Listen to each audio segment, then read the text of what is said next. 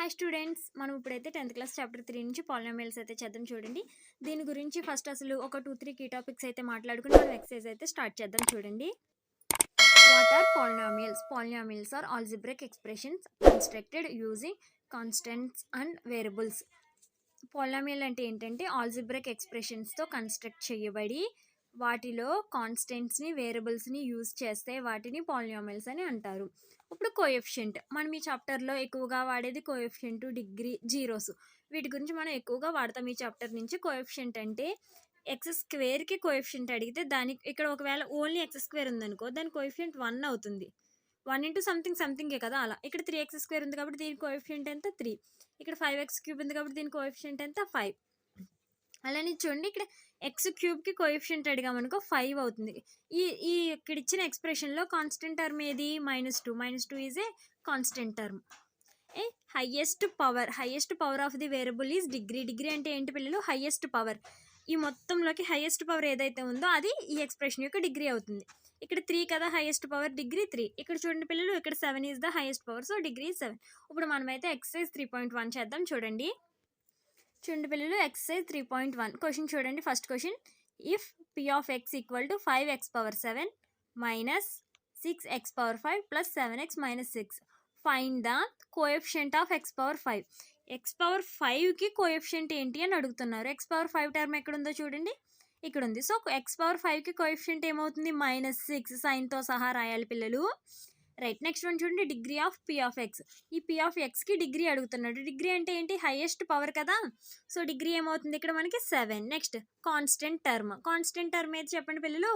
Variable లేకుండా ఉన్నది constant అవుతుంది. So this is the constant term -6. మనం ఆన్సర్లో అవే రాసాం చూడండి. -6 is the coefficient of x⁴. Degree of the p of x equal to 7. Constant term is -6.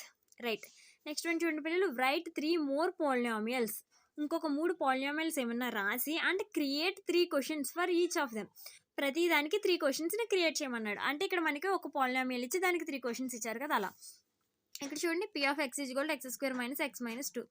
దీనికి 3 questions same ఇందాకలాగానే degree తీసుకోవచ్చు. Coefficient of x, ఈసారి నేను x ఇచ్చాను చూడండి. ప్రీవియస్ క్వశ్చన్లో x⁴ అడిగాడు, ఇక్కడ x తీసుకున్నాం.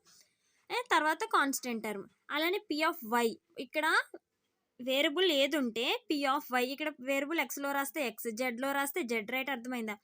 వీటికి కూడా అలానే క్వశ్చన్స్ రాయాలి. ఓకే, నెక్స్ట్ వన్ చూడండి పిల్లలు, state which of the following statements are true or false, give reasons for your choice.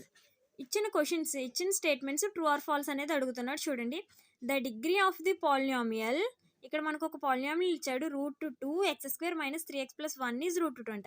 Degree అంటే ఏంటి అసలు? Highest power. √2 అనేది ఏంటి? ఇక్కడ కోఎఫిషియంట్. డిగ్రీ √2 అవుతుందా? So it is a falls. Right, degree of the polynomial is 2. √2 is the coefficient of x². Good, next one చూద్దాం.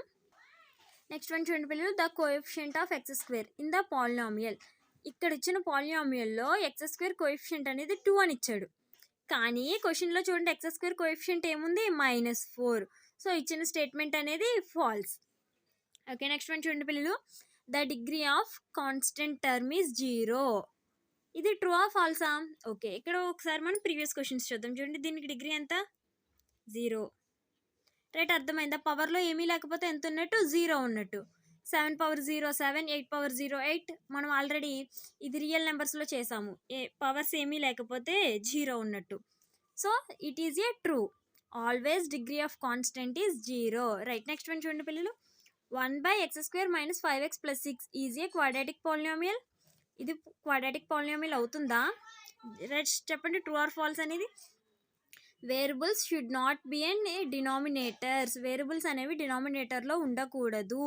So it is not a polynomial. ఇచ్చిన statement అనేది ఫాల్స్. రైట్, నెక్స్ట్ వన్ చూడండి పిల్లలు, the degree of A polynomial is 1 more than the number of terms in it. Degree అనేది number of terms మీద రిలేటెడ్గా ఉంటుంది అని అంటున్నాడు. ట్రూ ఆర్ ఫాల్స్ మనం చెప్పాలి. ఫాల్స్. బికాజ్ ఎందుకని? The degree is highest power of the term. It's not related to number of terms. Right, అర్థమైందా పిల్లలు? ఈ వీడియో మీకు హెల్ప్ అయింది అనుకుంటే కనుక వీడియోని లైక్ చేయండి, ఛానల్ని సబ్స్క్రైబ్ చేయండి. Thanks for watching this video.